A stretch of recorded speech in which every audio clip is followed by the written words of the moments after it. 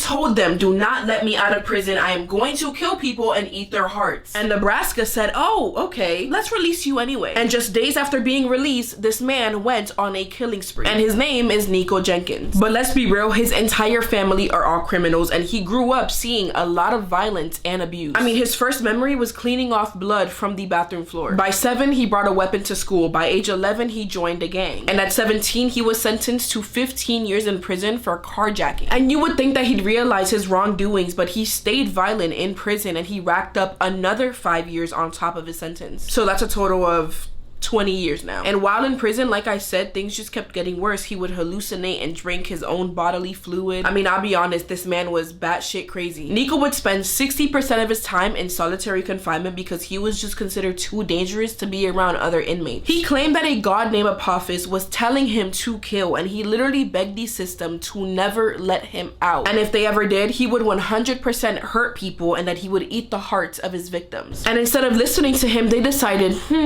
let's let him out 10 years early. 10 years early. This man didn't even have good behavior in prison, so why would they let him out this early? It doesn't make any sense. After 10 days of being released, Nico had his sister and his cousin lower 2 men out of a bar. Their names were Jorge and Juan, and Nico's over here trying to rob them, and they're trying to run away, and so Nico grabs a weapon and shoots them both in the head. 8 days later, him and his sister ambush a man named Curtis and then unalived him. Don't forget what I said earlier, the whole family's crazy. 2 days later, Nico's like, okay, I think I'm ready for a car now. So he heads over to a McDonald's and runs up to the car of Andrea Kruger. She is a mother of 3 and just trying to get some McDonald's. He grabs her body, drags her out of the car, and shoots her in the head, instantly unaliving her. In just 29 days of being free, he has already taken the lives of 4 people. After committing such a heinous crime, Nico ends up being trapped, caught, and arrested. I don't know what was up with this man's brain, but at first he's like, oh no, it was my sister and cousin who did all this. And then he's like, no, it was actually my fault. I'll admit to it. But then he flips it again and he puts the blame on an Egyptian goddess named Apophis, and that these sacrifices were meant for her. He tried suing the state for $24.5 million